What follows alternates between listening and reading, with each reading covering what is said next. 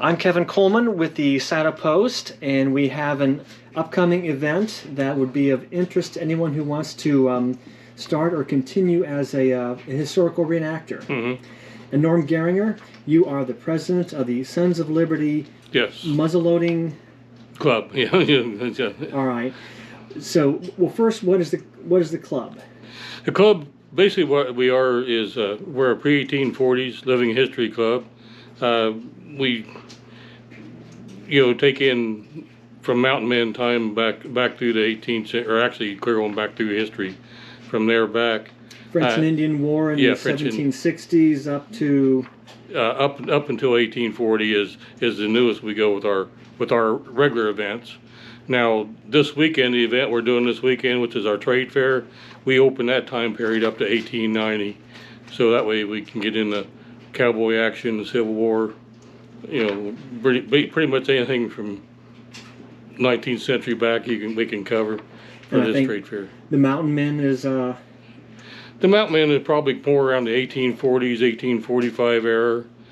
It's when, by the time everything was going on farther out west, out in the Rockies and mountains and stuff out there, and so a lot of people kind of, portray that. okay. But for our area here, by that time we're getting pretty much populated, and the west has moved on. But in the beginning, in the middle of the earlier 18th century, this was the western frontier. So yeah, I always like to promote this and say that this is great to get into statehood era, which is what I focus on with my garb. Yep. So what is the trade fair? The trade fair, it's kind of like a big, I guess, an indoor shopping mall or something for period correct items. Because we'll have vendors down there in period dress, stuff like I am, and they're selling pretty much anything you can think of for the hobby. Guns, knives, tomahawks, glassware, tableware, candles, jewelry, guns. You could outfit your entire encampment with just the trade fair. Yeah, you go back there with enough money, you could come back with everything you need. So yeah, just a trade fair. Yeah. And some firearms to keep yourself fed. Yeah. And protected. And a lot of times there's people up there that even have tents for sale, so you can pick up shelters and everything. So. And a lot of we reenactors, we've got a tent and we go to various encampments. Mm-hmm. Which the Sons of Liberty have a couple encampments. Yeah, we have two outdoor events during the year, and this weekend is strictly indoor, which this kind of temperatures. Thankfully, we're glad it's indoors. But this is to prepare for the encampments. Yeah. But then we have one Memorial Day weekend, and then the third weekend in October we have an outside encampment, and it's at Canner's Cave also, but. It's in the field. Instead of come to the main lodge, you just go the other direction out into the field where we have that out. And right. The trade fair, the Canner's Cave, that's sort of between Richmond-Dale and Jackson. Yes. Off US 23. Yeah.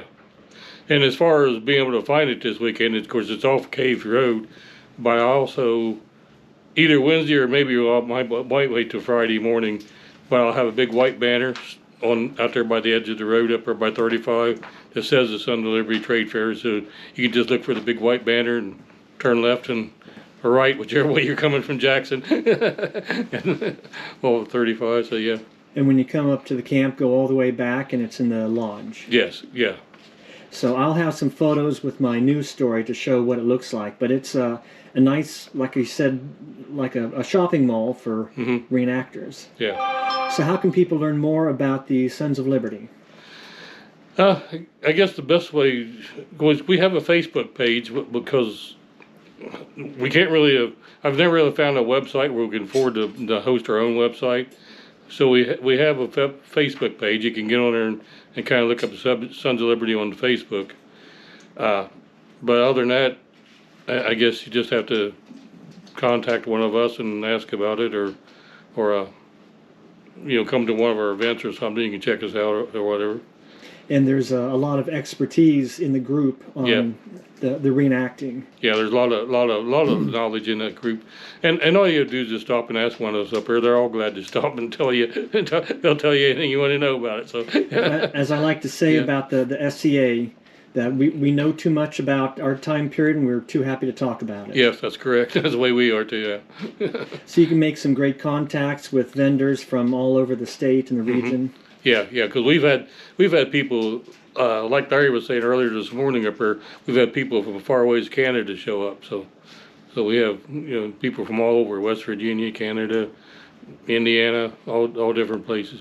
I know a lot of the people from folks from up around Xenia and Springfield area will be there this weekend setting up, and because we have a Bushnell Bottle Company, which he sells glassware, and his wife she does My Lady's Treasures, and she sells vintage jewelry, and they're from Xenia area. From there, they're both of them are. And a lot of the vendors also show up at other events like the fair at New Boston near Springfield. Yes. And that is this weekend on Saturday and Sunday? Yeah, and it's 8 to 5 on Saturday, 9 to 3 on Sunday, and of course kids at 12 and under get in free, but from there on up is $4 admission.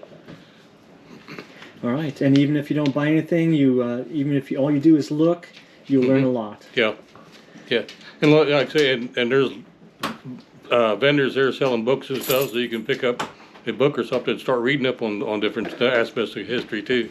Yeah, I found a great book on the Conestoga wagon and another one on knives, period knives. Great resource. All right, Norm Garringer, the president of the Sons of Liberty Muzzle-Loading. What's the official name? Yeah, Sons of Liberty Primitive Muzzle-Loading Club is how we do it. Yeah. And it's more than just shooting old firearms. It's the whole experience. Yeah. Yeah, at our outdoor events up there, you can come out and they're doing, cooking and hawk a knife and all these different archery and different things like that too. So. Yep, and I even found my dog there. Yes, yeah, you did one year. Yeah. All right, well, Norm, thank you very much. Okay.